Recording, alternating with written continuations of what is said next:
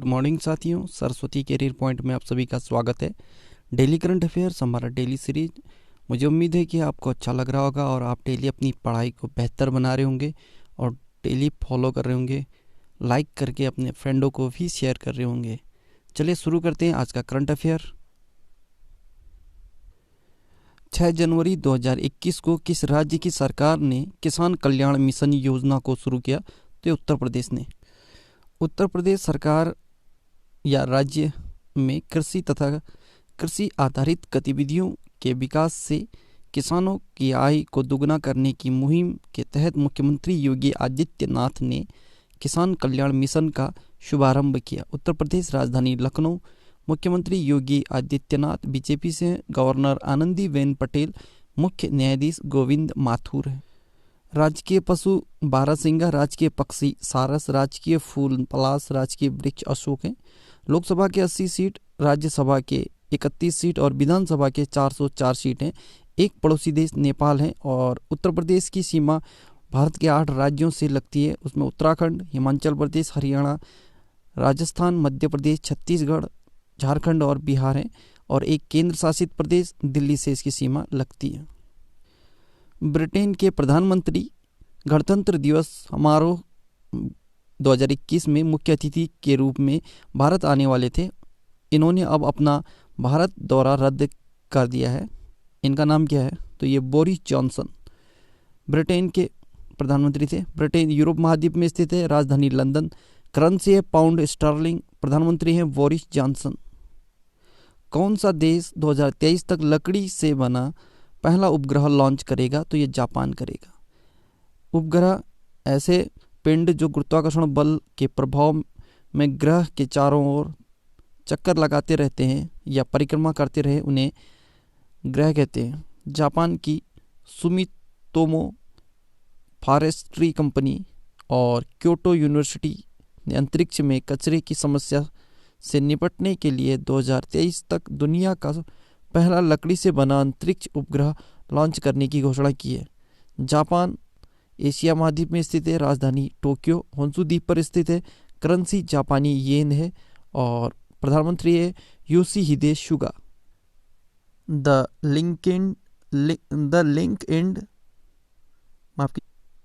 LinkedIn black book पुस्तक launch हुई है। यह पुस्तक को किसने लिखा है या इसे किसने लिखा? तो ये श्रुति कौशिक ने लिखा है।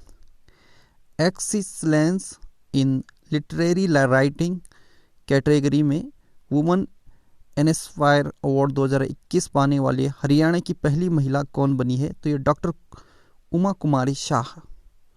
डॉक्टर उमा कुमारी शाह को साहित्य लेखन में विशिष्ट योगदान के लिए वुमन एनएसफायर अवार्ड 2021 से सम्मानित किया गया।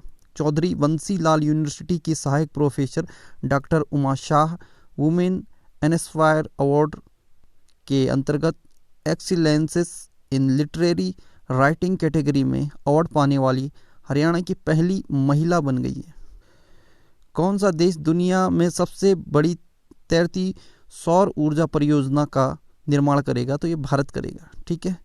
सौर ऊर्जा वह ऊर्जा है जो सीधे सूर्य से ताप की जाती है, प्राप्त की जाती है और सौर ऊर्जा पूरी तरह से प्रदूषण रहित होगी, जो कि पर्यावरण के लिए उत्तम है। भारत सरकार दुनिया में सबसे बड़ी तैरती हुई सौर ऊर्जा परियोजना का निर्माण करेगी और इस परियोजना का निर्माण नर्मदा नदी पर ओंकारेश्वर बांध में किया जाएगा। यह परियोजना 2022 से 23 तक अपनी बिजली उत्पादन शुरू करेगा। इस परियोजना की क्षमता है 600 मेगावाट।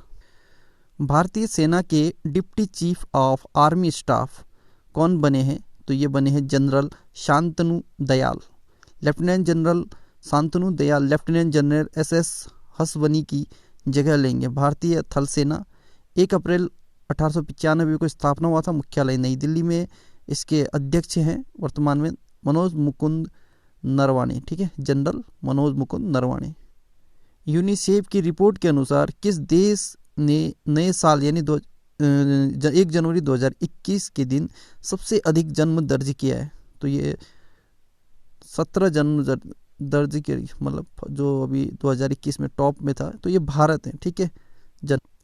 संयुक्त राष्ट्र बाल कोष यानी यूनिसेफ के अनुसार दुनिया भर में नए साल के दिन 3,71,500 से अधिक बच्चे पैदा हुए हैं और इस दौरान भारत में जन्म की संख्या लगभग 60,000 थी। ठीक है, कल मैंने इसमें डिटेल दिया था, आपने पढ़ा होगा, लास्ट में जो फैक्ट था देता हूँ उसमें दिया था। ठीक है, भारत के बाद चीन, नाइजीरिया और पाकिस्तान का स्थान है। UNICEF United Nations children's fund संयुक्त राष्ट्र बाल कोष 11 दिसंबर 1946 को स्थापना हुआ था। न्यूयॉर्क अमेरिका में मुख्यालय है।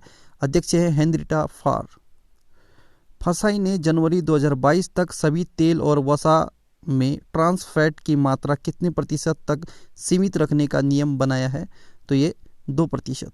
ठीक है, फसाई ने खाद्य सुरक्षा और मानक विनिमय संशोधन के जरिए तेल और वसा में ट्रांस फैटी एसिड के इस्तेमाल की छूट की मात्रा को इसकी मौजूदा छूट की मात्रा 5% से कम कर वर्ष 2021 के लिए 3 और 2022 के लिए 2% तक सीमित कर दिया है। फसाई इसका फुल फॉर्म होता है food safety and standard authority of India, भारतीय खाद्य सुरक्षा और मानक अधिकरण प्राधिकरण। ठीक है, भारतीय खाद्य सुरक्षा और मानक प्राधिकरण अगस्त 2011 को स्थापना हुआ था। नई दिल्ली में इसका मुख्यालय है। अध्यक्ष हैं रीटा टियोटिया। ठीक है, कहीं पे आपको रीता तियोटिया भी मिलेगा, वो भी सही है। खतरनाक एवियन इन्फ्लुएंजा यानी H5N1 वायरस से कौन सा फ्लू हाल ही में भारत में फैला है, तो ये बर्ड फ्लू फैला है। ठीक है, एवियन इन्फ्लुएंजा या AI एक अत्यधिक संक्रामक बीमारी है जो खाद्य उत्पादन करने वाली पक्षियों जैसे मुर्गी, टर्की, बटेर, गिनी फाउल आदि सहित पालतू पक्षियों और जंगली पक्षियों की कई प्रजातियों को प्रभावित करती है। यह विषाणु जिसे इन्फ्लुएंजा ए या टाइप ए विषाणु कहते हैं, सामान्यतः पक्षियों में पाया जाता है, लेकिन कभी कभी यह मानव सहित अन्य कई स्तनधारियों को भी संक्रमित कर सकता है। जब यह मानव को संक्रमित करता है तो इसे इन्फ्लुएंजा ज्वर कहते हैं। ठीक है, विश्व बैंक ने पश्चिम बंगाल में अंतर्देशीय जल परिवहन बुनियादी ढांचे में सुधार के लिए $10.5 करोड़ के ऋण को मंजूरी दी है। वर्तमान में विश्व बैंक के अध्यक्ष कौन है, तो डेविड मलपास। विश्व बैंक ने पश्चिम बंगाल के कोलकाता में अंतर्देशीय जल परिवहन अवसंरचना में सुधार करने के लिए भारत सरकार और पश्चिम बंगाल सरकार के साथ $105 मिलियन की परियोजना पर हस्ताक्षर।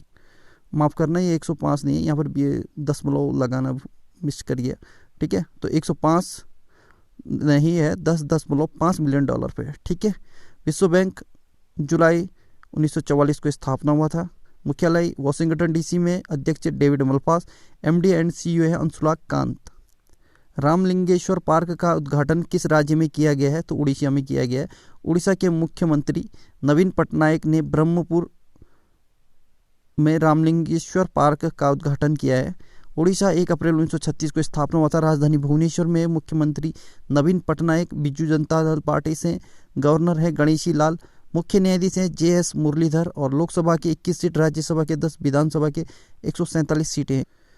खिलौनों के विनिर्माण को बढ़ावा देने के लिए टाइकाथॉन 2021 पोर्टल को किसने लॉन्च किया है, तो रमेश पोखरियाल निशंक और स्मृति ईरानी दोनों ने। ठीक है, केंद्रीय शिक्षा मंत्री रमेश पोखरियाल निशंक और केंद्रीय महिला एवं बाल विकास मंत्री और कपड़ा मंत्री श्रीमती स्मृति जुबिन ईरानी या स्मृति ईरानी ने संयुक्त रूप से टाइकाथॉन 2021 और टाइकाथॉन पोर्टल का शुभारंभ किया है। भारत को ग्लोबल टाई मैन्युफैक्चरिंग हब के रूप में विकसित करने के लिए टाइकाथॉन का आयोजन किया जा रहा है। टाइकाथॉन भारतीय मूल्य प्रणाली पर आधारित अभिनव खिलौने की अवधारणा विकसित करने के लिए एक मंच प्रदान करेगा जो बच्चों के बीच सकारात्मक व्यवहार और अच्छे मूल्यों को विकसित करेगा।